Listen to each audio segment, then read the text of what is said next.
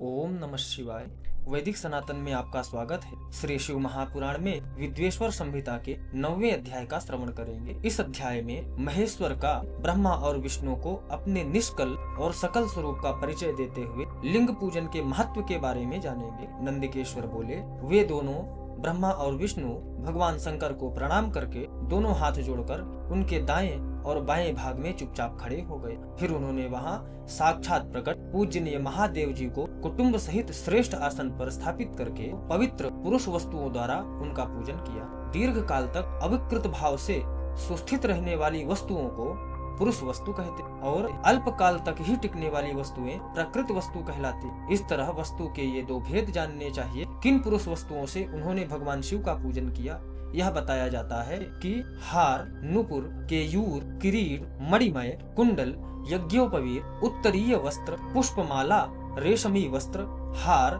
मुद्रिका, पुष्प, तांबूल, कपूर, चंदन एवं अगुरु का अनुलेप कर धूप दीप, श्वेत छत्र, व्यजन, ध्वजा, चंवर तथा अन्य दिव्य उपहारों द्वारा उन दोनों ने अपने स्वामी महेश्वर का पूजन किया, जिन महेश्वर का वैभव वाणी और मन के पहुँचने से परे तथा जो केवल पशुपति परमात्मा के ही योग्य थे और जिन्हें पशु बुद्धि जीव नहीं पा सकते। हे सनत कुमार, स्वामी के योग्य जो उत्तम वस्तुएं थी, उन सभी वस्तुओं का भगवान शंकर ने भी प्रसन्नता पूर्वक यथोचित रूप से सभासदों के बीच वितरण कर दिया, जिससे यह श्रेष्ठ परंपरा बनी रहे कि प्राप्त पदार्थों का वितरण आश्रितों में करना चाहिए। उन वस्तुओं को ग्रहण करने वाले सभासदों में वहां कोलाहल मच गया। इस प्रकार वहां पहले ही ब्रह्मा तथा विष्णु से पूजित हुए भक्तिवर्धक भगवान शिव विनम्र उन दोनों देवताओं से हंसकर कहने लगे, हे ईश्वर। ईश्वर बोले, हे पुत्रों, आज का दिन महान है। इसमें तुम्हारे द्वारा जो आज मेरी पूजा हुई है, इससे मैं तुम लोगों पर बहुत प्रसन्न हूँ। इसी कारण यह दिन परम पवित्र और महान से भी महान होगा। आज की यह तिथि शिवरात्रि के नाम से विख्यात होकर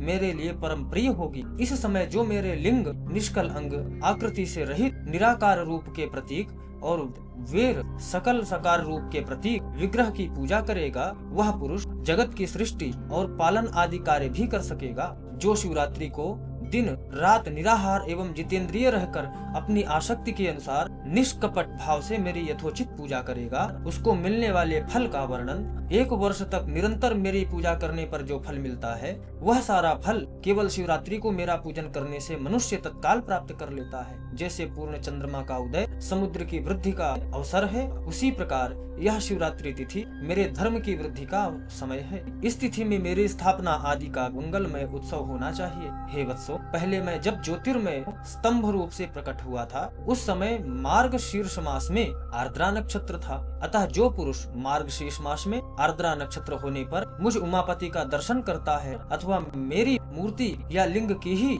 झांकी का दर्शन करता है, वह मेरे लिए कार्तिकीय से भी अधिक प्रिय है। उस शुभ दिन मेरे दर्शन मात्र से पूरा फल प्राप्त हो जाता है। यदि दर्शन के साथ साथ मेरा पूजन भी किया जाए, उसका अधिक फल प्राप्त होता है, जिसका वाणी द्वारा वर्णन नहीं हो सकता। इस रणभूमि में मैं लिंग रूप से प्रकट होकर बहुत बड़ा हो गया था, अतः उस लिंग के कारण यह भूतल लिंग स्थान के नाम से प्रसिद्ध हुआ।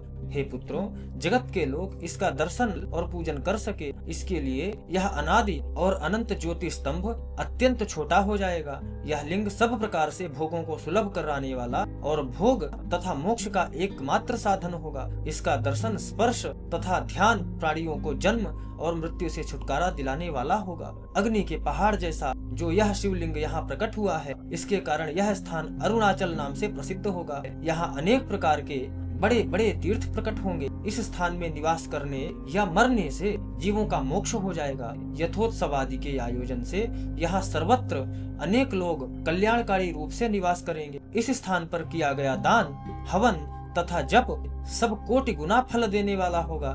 यह क्षेत्र मेरे सभी क्षेत्रों में श्रेष्ठतम होगा। यहाँ मेरा स्मरण करने मात्र से प्राणियों की मुक्ति हो जाएगी। अतः यह परम रमणीय क्षेत्र अति महत्वपूर्ण है। यह सभी प्रकार के कल्याणों से पूर्ण, शुभ और सबको मुक्ति प्रदान करने वाला होगा। इस लिंग में मुझे लिंगेश्वर की अर्चना करके मनुष्य श्लोक के समीप सारूप्य, साष्टि और सायुज्य इन पांचों प्रकार की मुक्तियों का अधिकार प्राप्त कर लेगा। आप लोगों को भी शीघ्र ही सभी मनोवांछित फल प्राप्त होंगे। नंदिकेश्वर बोले, इस प्रकार विनम्र ब्रह्म तथा विष्णु पर अनुग्रह करके भगवान शंकर ने उनके जो सैन्य दल परस्पर युद्ध में मारे गए थे उन्हें अपने अमृत वर्षणी शक्ति से जीवित कर दिया। उन दोनों ब्रह्म और विष्णु की मूढ़ता और पारस्परिक वैर को मिटाने के लिए भगवान शंकर उन दोनों से कहने लगे, मेरे दो रूप हैं, सकल और निष्कल, दूसरे किसी के ऐसे रूप नहीं है, अतः मेरे अतिरिक्त अन्य सब अनीश्वर हैं। हे पुत्रों, पहले मैं स्तंभ रूप से प्रकट हुआ, फिर अपने साक्षात रूप से ब्रह्म भाव मेरे निष्कल रूप और महेश्वर भाव सकल रूप है। ये दोनों मेरे ही सिद्ध रूप हैं, मेरे अतिरिक्त किसी दूसरे के नहीं है। इस कारण तुम दोनों का अथवा अन्य किसी का भी ईश्वरत्व कभी नहीं है। अज्ञान के कारण तुम दोनों को जो यह ईश्वरत्व का आश्चर्यजनक अभिमान उत्पन्न हो गया, उसे दूर करने के लिए ही मैं इस रणभूमि में प्रकट हुआ। उस अपने अभिमान को छोड़ दो और मुझ परमेश्वर में अपनी बुद्धि स्थिर करो। मेरे अनुग्रह से ही सभी लोकों में सब कुछ प्रकाशित होता है। इस मूढ़ ब्रह्म तत्व को तुम्हारे प्रति प्रेम होने के कारण ही मैं बता रहा हूँ। मैं ही पर ब्रह्म हूँ। कल यानी कि सगुण और अकल यानी कि निर्गुण, ये दोनों मेरे ही स्वरूप है। मेरा स्वरूप ब्रह्म रूप होने के कारण मैं ईश्वर भी हूँ। जीवों पर अनुग्रह आदि करना मेरा कार्य है। हे ब्रह्मा और केशव, सबसे बृहद और जगत की बुद्धि करने वाला होने के कारण मैं ब्रह्म हूँ। हे पुत्रों, सर्वत्र समरूप से स्थित और व्यापक होने से मैं ही सबका आत्मा हूँ। अन्य सभी जीव अनात्म रूप है, इसमें संदेह नहीं है। स्वर्ग से लेकर अनुग्रह तक आत्मा या ईश्वर भिन्न जो जगत संबंधी 5 कृत्य हैं, वे सदा मेरे ही हैं। मेरे अतिरिक्त दूसरे किसी के नहीं हैं, क्योंकि मैं ही सबका ईश्वर हूँ। पहले मेरी ब्रह्म रूप पता का बोध कराने के लिए निष्कल लिंग प्रकट हुआ, फिर तुम दोनों को अज्ञात ईश्वरत्व का स्पष्ट साक्षात्कार कराने के लिए मैं साक्षात जगदीश्वर ही सकल रूप में तत्काल प्रकट हो गया। अतः मुझ में जो ईश्वरत्व है उसे ही मेरा सकल रूप जानना चाहिए, तथा जो यह मेरा निष्कल स्तंभ है वह मेरे ब्रह्म रूप का बोध कराने वाला है। हे पुत्रों, लिंग लक्षण युक्त होने के कारण यह मेरा ही लिंग यानी कि चिन्ह स्वरूप है। तुम दोनों को प्रतिदिन यहाँ रहकर इसका पूजन करना चाहिए। यह मेरा ही स्वरूप है और मेरे समीप्य की प्राप्ति कराने वाला है। लिंग और लिंगी में नित्य अभेद होने के कारण मेरे इस लिंग का महान पुरुषों को भी पूजन करना चाहिए। हे वत्सो, जहाँ जहाँ जिस किसी ने मेरे लिंग को स्थापित कर लिया, वहाँ मैं अप्रतिष्ठित होने पर भी प्रतिष्ठित हो जाता हूँ। मेरे एक लिंग की स्थापना करने का फल मेरे समानता की प्राप्ति बताया गया है। एक लिंग के बाद दूसरे लिंग की भी स्थापना करा दी गई,